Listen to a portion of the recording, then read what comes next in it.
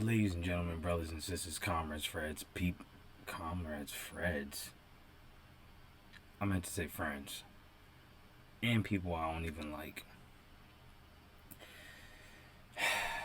Center Podcast. I'm your host, DjPinHD. Founder of said podcast. Also of a political group that's trying to get people registered to vote called the West Virginia Progressive Union. You can find us on Facebook. And that's just about it right now. Hopefully we register. The goal is about 300 people. If we can do more than 300 people, I will be just happy with that. Pardon me. So, here's what I'm going to ask. Help a brother get to 50 subscribers. I most recently had a conversation with a brother who said he could help me get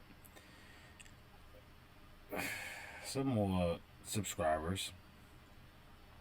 We were on the phone, we were talking, and he asked me if I want, well, he pretty much told me what's my main goal, and I told him it was, to just grow my channel and, just get better. And then he was like, well, you need to get some more subscribers, so if you give me $500, I will give you 500 subscribers. Now, see, here's the thing, guys. This little tiny YouTube channel of mine, I do because I really enjoy it. I love the thought of bringing my opinion in my commentary to news and things like this, because when I do go outside and I talk to people about voting, I find that most people aren't really aware of anything that's going on. So I think instead of having random strangers who are just mad at the system, instead of having, God forbid, just a regular old Democrat or Republican try to explain it to them, or worse, somebody who doesn't know what they're talking about, or even worse, does know what they're talking about and is trying to manipulate you in some way to just think how they think. I don't ever want to do that here. I want to tell you my opinion. It's just my opinion. And let you decide for yourself. Watch for yourself. All them source links be in there. Click them joints. Go watch the video on your own. Go read the article on your own. Then come up with your own opinion. And if you disagree, tell me. I appreciate it. So, I say all that to say we're not paying for any subscribers. All of this will be from people who actually went ahead and subscribed on their own. Or I bumped into you or something and I was like, hey, do you blah blah blah blah blah? You should check out my channel. Stuff like that. So, anyways, without further ado, we're gonna get into this next video, and it's about AOC tap dancing for the Democrats. Listen, I'm doing this follow-up video mostly because I think that we should hold these people accountable. I think that there's a positive view of the things that she's doing because of who she used to be. And now, she is truly just part of the establishment. I mean, she just looks like a regular politician and Democrat. And I mean, listen, if that's what she meant to get in for, then okay. But when she first got in here, it didn't seem like that's what she was trying to do. And that's what's so disheartening. She has no real, vision anymore. What I can tell is a vision anymore. This interview, if you go watch it for yourself, it seems very scripted. It seems like they are preparing her for the rest of her political career. And I'm not gonna lie, she does a great job in the interview. But the things she talks about, it ain't nothing but trickle down, they got trickle down economics. I'm thinking of what's the equivalent of, trickle down policy. There we go. Let's make that up. Trickle down freaking policy. It sucks. News just broke this week that President Biden is preparing to enter the 2024 presidential race as soon as maybe next week. Your politics are clearly to the left of his, but you've worked with him on a range of issues. Where has he exceeded your expectations, and where has he disappointed you?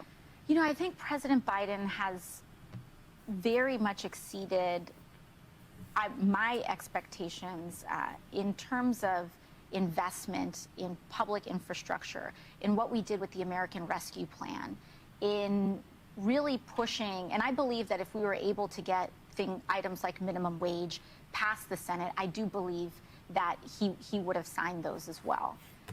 I think when it comes to issues around... Okay.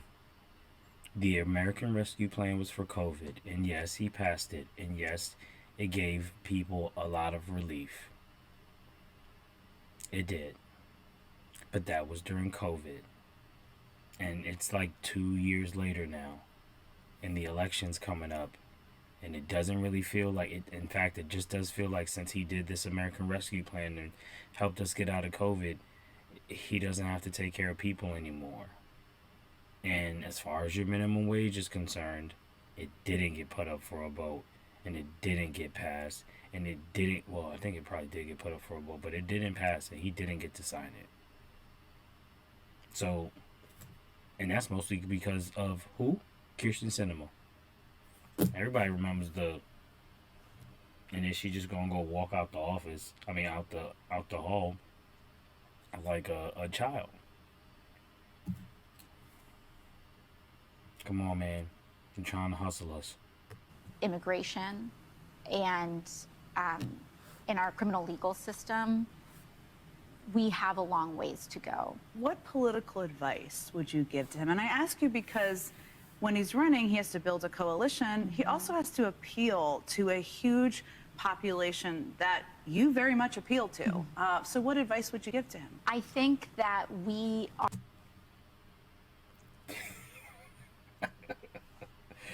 Listen, there's some of us that are still rooting for AOC, but she's slipping. Appeal to? You know, part of the reason why I even reviewed this video is for what I heard her say at the end, which I'm going to get to in a little bit. But I got to tell you, AOC has been doing nothing but paying lip service to social justice issues, and all that money she rakes in for the Democrats. How is it paying off? All these donors that she gets so that we can have money and put out ads and do it. We're not passing any policy. Are in a really important moment where... Some policy. Not the important policy like Medicare for all. Yeah. Try me. The landscape of American politics is shifting, and the communities that have historically been almost the center of the political universe, suburbs and very, certain affluent communities, while are still very important part of the political constellation that is this country, young people are entering and engaging in a way that has become a very real political force. It is a political force that the Republican Party... Often underestimated. That is underestimated, but not underestimated by the Republican Party. They're already discussing how to engage in disenfranchisement towards young people, in addition to the disenfranchisement that they impose on communities of color. And so She's not wrong. Vivek Ramaswamy's whole thing is pulling the ladder up from voting.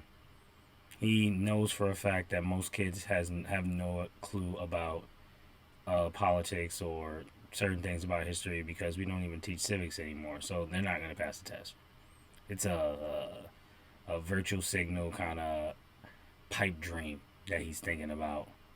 And also because he knows that most black folks ain't going to want to take a test in order for them to pass the vote. So he's not going to be cool with that. So she's not wrong about that.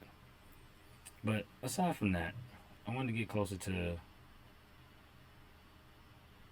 end here. Between the time when you first introduced the Green New Deal and now, the Inflation Reduction Act passed something you worked very hard on as well. It contained the most ambitious pieces of climate legislation to date, $369 billion in climate and energy investments. So for people who care about this but are wondering, why do we need another climate package? You just passed one. What should people understand is in the Green New Deal that wasn't addressed in the Inflation Reduction Act? Well, I think two things are possible at once. The Inflation Reduction Act was an enormous victory. It represents the largest climate action that the U.S. government has taken in American history, but it also is not in and of itself sufficient for us to address this crisis. This is something that we are going to have to be tackling for our entire lives. This was a good down payment, but there were very real political challenges that we had to confront during that time, particularly support around major investments around public housing, public transit, environmental justice for those disproportionately impacted communities. She hasn't mentioned reparations. By and large, really, the investments that are going to be necessary to transition us to renewables are going to require much more investment beyond that very important, promising down payment in the more IRA. Public housing, more to do work to help address environmental justice issues. There's more work to be done. Absolutely. Jen And Psaki's union helping her out. protections to make sure that the folks that are actually being put to work to build this infrastructure are being paid in strong, dignified union jobs. You hear that?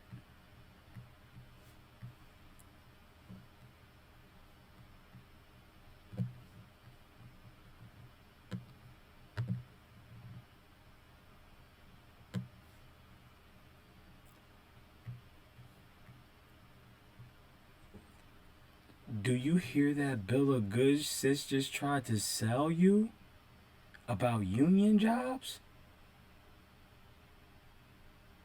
We did a video on how she tries to help unions.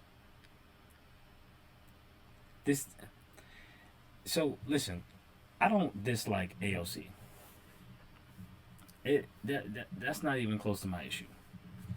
I don't dislike AOC. My issue is the fact that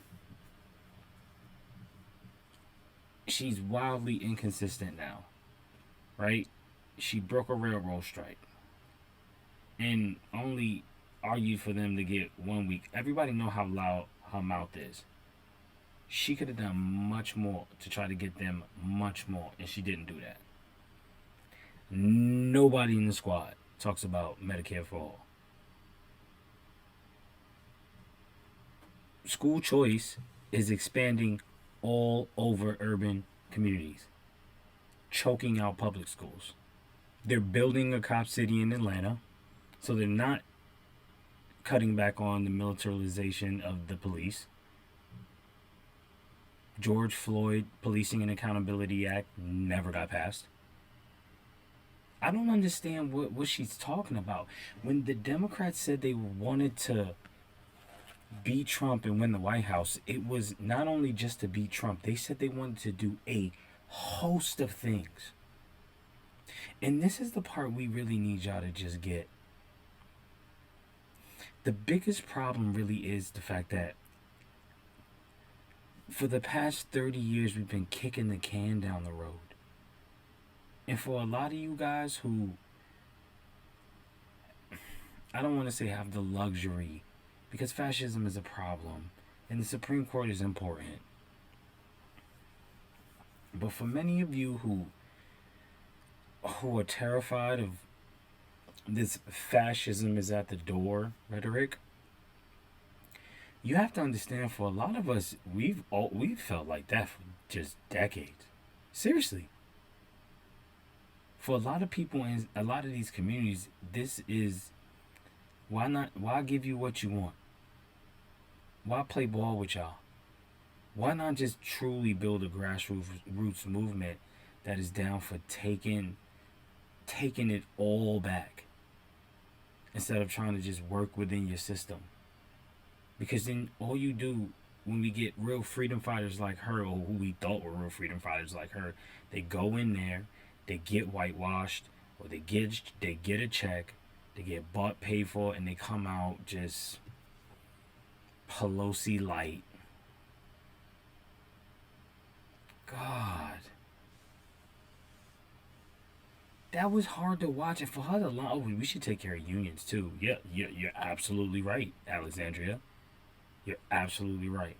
You're not even like, she's not even like a bad politician. She just, it's like, did she get did she get caught doing something, and then like they're like, listen, man, we about to expose your whole joint if you don't start coming out here and acting like you want to be president in the next 15 years.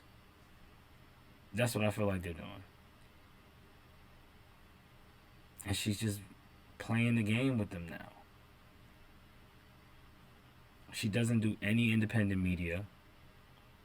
I'm not talking about me. I wouldn't consider this independent media. I have a small YouTube channel and podcast. That is all. I'm not confused. By the way, please like and subscribe and comment. And also, please subscribe so I can get to 50 subscribers. I'm trying to give my wife a valid excuse to let me get this camera. So if we can get to like 50, 60, I mean, oh my God, 75 subscribers would be great. Help me.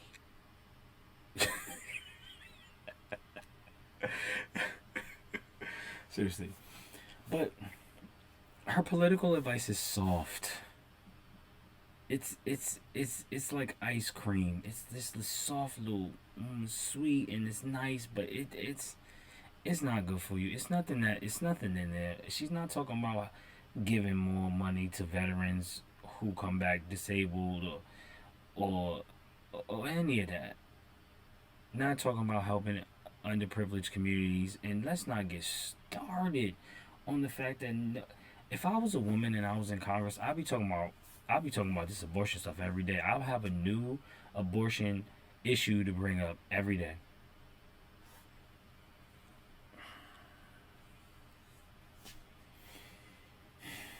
Guys, I love this country. I believe in this country.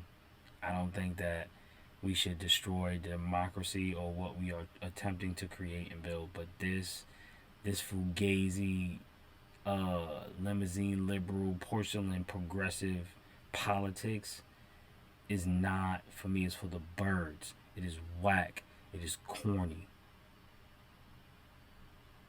The number one killer of young children in America is gun violence, because we just can't have the huevos to fight Republicans on this gun issue in a real way. So our children, like, we live in America where children have to die because they get shot in classrooms.